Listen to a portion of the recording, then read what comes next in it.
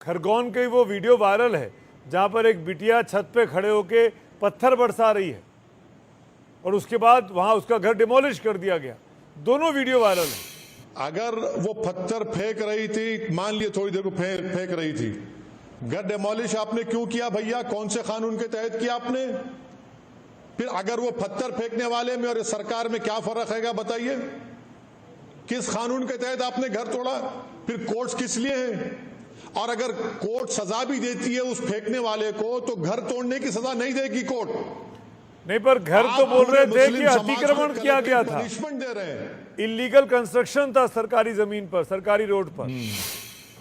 एक हफ्ता पहले इलीगल घर नहीं तोड़े जा सकते, अब क्यों तोड़े जा रहे हैं? और अगर इलीगल था तो आपने notice the. Principles of natural justice के खिलाफ आप काम करते हैं, आप जज एंड जूरी बन जाते।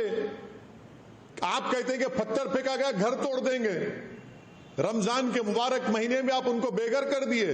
ये कौन सा आपकी सैडिस्टिक प्लेजर आप ले रहे हैं उसमें बैठकर सरकार में? और एक ही समुदाय के घर तोड़ते हैं आप।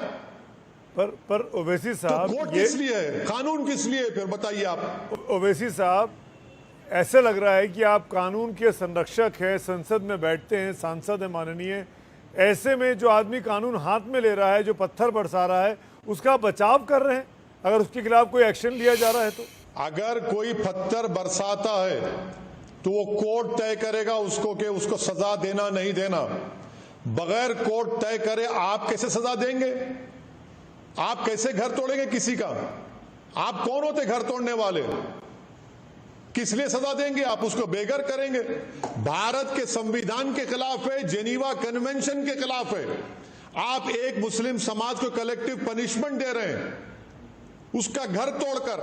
और जब मैं कहता हूं कि गलत है तो आप कहते हैं कि नहीं इलीगल था। अरे भाई, इलीगल था तो हफ्ता भर पहले भी तो इलीगल था, मगर आप तय कर लिए कि घर वहां से पत्थर बरसाएगा और इसलिए हम तय कर लिए कि हम घर तोड़ देंगे। आप क्या कोर्ट हैं? आप क्या जज हैं? आप क्या कानून है? कल आप ये तय करेंगे नहीं ओवैसी भारत के लिए खतरा है, गोली मार दो, इसको खत्म कर दो, खत्म कर देंगे आप मुझे? देश संविधान से चलेगा या आपके फाशिज्म से चलेगा? बताइए। क्या आप या आपकी पार्टी इन लोगों के खिलाफ, इन लोगों के लिए सरकार के खिलाफ कोर्ट में जाएगी, कंपनसेशन डिमांड करेगी? सुनिए कि जो इंसाफ करने वाले हैं वही तो जुल्म कर रहे हैं। जो सरकार का काम इंसाफ करना है, जान बचाना है, वही तो इन लोगों को इजाजत दे रही है, वही तो खुली छूट दे रही है, वही तो तय कर रही है कि पत्थर बरस। अरे भाई, कौन से मुस्लिम समाज के जुलूस में किसी मंदिर पर जाकर झंडा लगाया गया? बताइए मेरे को आप। भाई, राम के नाम पर आप जुलूस निकाल रहे हैं और आप उसमें गाना लगा रहे हैं कि टोपी वाले को ऐसा करेंगे, जो नारा नहीं लगाएगा उसको काट देंगे। आप जुलूस में जा रहे हैं, मस्जिद पर झंडा लगाएंगे और आप कह रहे हैं पत्थर बरसाएंगे और घर तोड़ देंगे। टारगेटेड वायलेंस हुआ है राजस्थान में और गहलोत सरकार इसकी जिम्मेदार है। और मध्य प्रदेश में शिवराज सिंह सरकार जिम्मेदार है, गोवा में प्रमोद सावंत की सरकार जिम्मेदार है। बिल्कुल जिम्मेदार है। पर एक बात तो आप मानेंगे, जिस यूपी में आप प्रचार कर रहे थे वहां एक दंगा नहीं हुआ इस बार। सुनिए, मेरी बात जरा सुन लीजिए। मैं आपको इलेक्शन चुनाव के दौरान में भी आपने सवाल किया था, मैंने आपको कहा था कि यूपी में एनसीआरबी का डेटा है, 2019 के बाद डेटा नहीं आया, जिसमें कहा गया कि 5000 उत्तर प्रदेश में कम्युनल वायलेंस या राइट्स हुए हैं। ये अमित शाह की मिनिस्ट्री ने कहा था। मध्य प्रदेश में बीजेपी की सरकार है, मध्य प्रदेश में बीजेपी के चीफ मिनिस्टर खुद चाहते हैं कि मुसलमानों पर जुल्म हो। गोवा में वीडियो आया कि मस्जिद के अंदर चले गए लोग।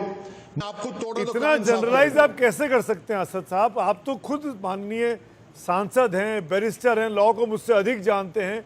ऐसे जनरलाइज कैसे कर सकते हैं? फिर तो ये भी इंटरप्रिटेशन है कि बीजेपी 5 में से 4 राज्य जीती, यूपी में फिर से करीब 350 सीटें जीती, तो बीजेपी के पास तो मैंडेट है, पर जनता उसको पसंद कर रही है। मैंडेट जनता का मिला, मगर मैंडेट इसलिए नहीं मिला कि आप मेरा घर तोड़ दें बगैर किसी कानूनी वजह के। मैंडेट आपको मिला, मगर इसका मतलब यह नहीं है कि आप मेरी मस्जिद पर झंडा लगा दें। मैंडेट आपको मिला तो इसका यह मतलब नहीं है कि आप मुझे डराएं।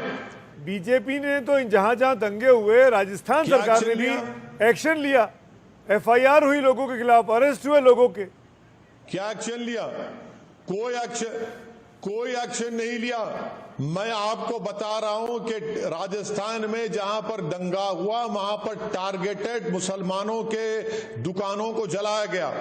मध्य प्रदेश में पुलिस की पूरी इजाजत से, सरकार की रजामंदी से वायलेंस होता है।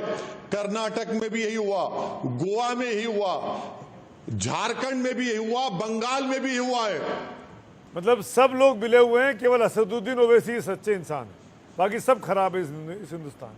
कौन ये दावा कर रहा है? सुमित अवस्थी दावा कर रहे हैं, ओवैसी तो नहीं कर रहा है। आप ही कर रहे हैं दावा। ओवैसी ये कह रहा है कि तमाम सुनिए ना, मैं तो इस देश में अगर सबसे बड़ा गुनाहगार है तो मैं ही हूं ना।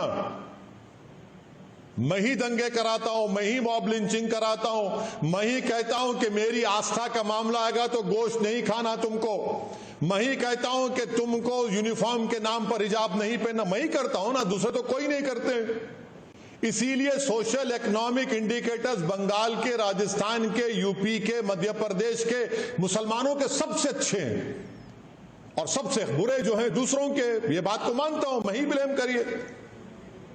पर आपकी पार्टी का एक्सेप्टेंस कहां हो पा रहा है? आप मुसलमानों के नाम पर पार्टी चला रहे हैं, आप जगह जगह चुनाव लड़ रहे हैं, पर कहां आपको चुनाव में जीत मिल रही है? यूपी में क्या हुआ अभी आपके साथ असद भाई?